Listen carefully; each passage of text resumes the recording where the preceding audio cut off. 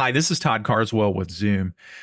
I've had a few customers ask about Zoom Workspace Reservation, and the scenario they're putting forth is they want to provide selective access to some of their Zoom spaces.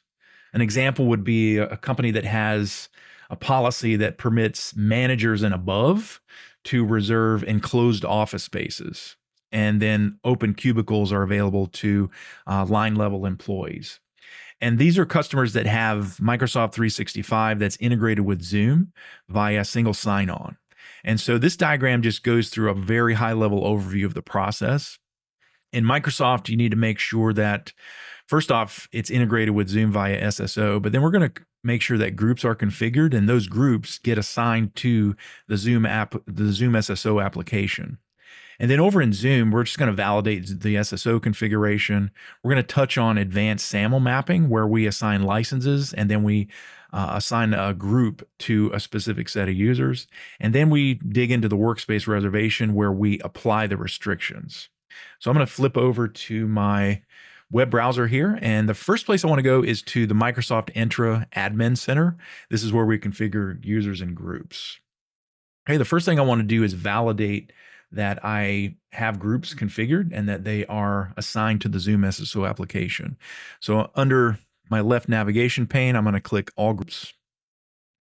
And I see here faculty, leadership, and students. Those are the three groups that I'm interested in because I'm mapping those in my Zoom environment. Now, what I want to do my mapping is I need to copy this object ID for each of these groups. And I've already done that. And I'm going to pull my text file over here. I've got my leadership, faculty, and students, and I've got their IDs pasted here. So we're good to go on that part. Now, the next thing I want to do is verify that these groups are assigned to the Zoom single sign-on application. So I'm going to go to Enterprise Applications. And my Zoom, this is called Zoomineer, but this is my Zoom SSO application. I've named it Zoomineer. And I want to verify that those three groups are in fact configured, faculty, leadership, and students. Yes, I'm good there. Next thing I want to do is go into my single sign-on environment.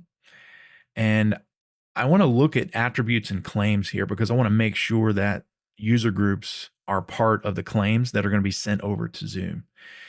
Next thing I need to do is capture the URL for that. So I click on Edit.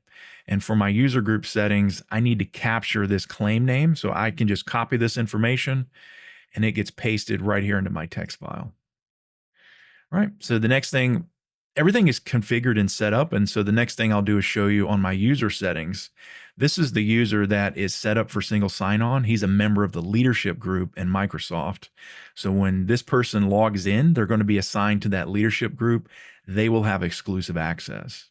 All right, next thing I'm going to do is switch over to my Zoom environment and just validate my SAML configuration, my single sign-on environment. I go to account management. Actually, I go to advanced, my apologies. Go to single sign-on. And then it takes you to the single sign-on main page. This is already set up and working. I did validate that I can log in with single sign-on.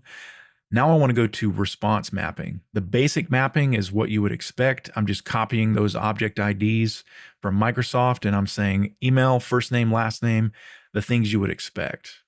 Next thing I want to look at is license assignment. So back to my text file here, I've got three groups that I'm interested in: leadership, faculty, and students. I've configured those three groups here by their Microsoft group ID.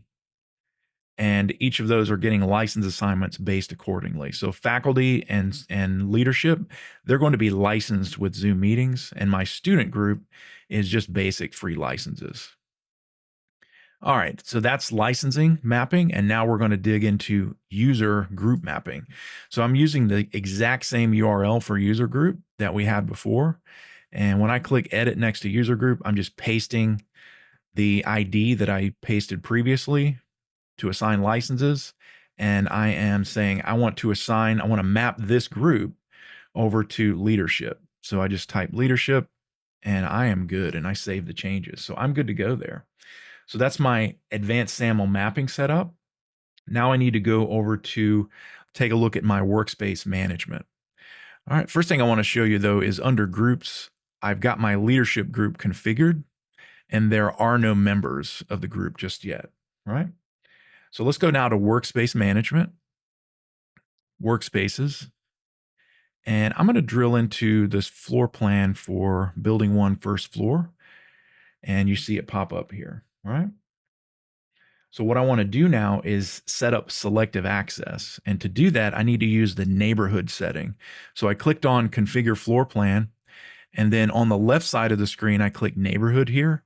And this is not really documented, so it's important to put this in the video. But I'm just going to I'm going to use the hand here and drag a big box over my entire floor plan.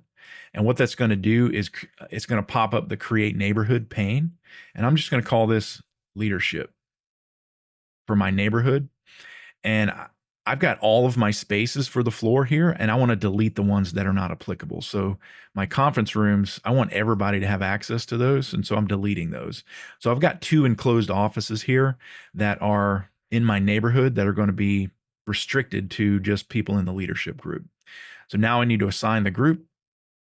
I click in the box and I start typing leadership, and there we go. So I am restricting access to these offices to just people in leadership.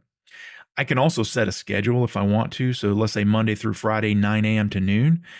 For those times, I can restrict to just leaders. But in this case, I'm just going to make it 24/7, and I will click done. So now I've got my neighborhood set up. I close out, and you can see now on the floor plan, there's a box drawn around here that identifies leadership here, right? So everything is set up, and now I just need to test it. And the way I'm going to test this is I'm going to open up an incognito window in Chrome here, and I'm just going to log in. So I'm going to my vanity URL, and I'm going to log in with Doc Holiday. So I'm clicking sign in, type my email,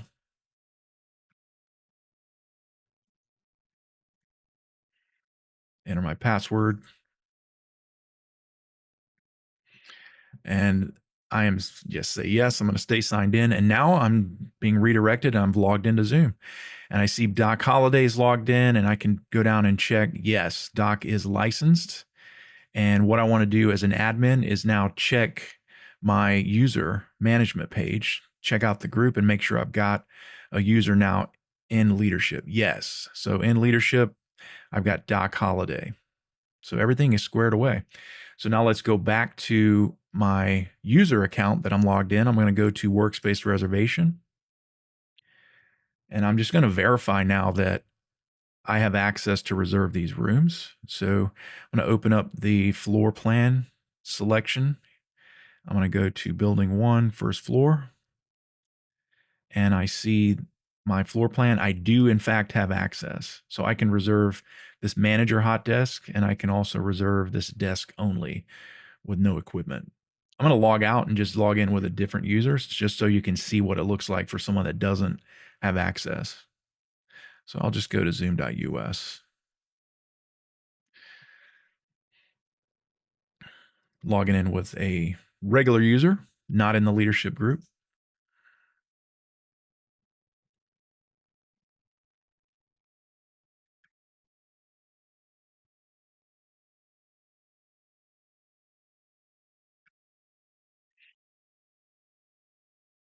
Okay, so I'm logged in as Dan Hall. He is not in the leadership group. When I go to Workspace Reservation for Dan, I can see these desks are in the floor plan, but I don't have access to reserve them. So that's how it works. That's how you provide selective access to spaces under your Workspace Reservation environment. I hope that helps and hope you have a great day.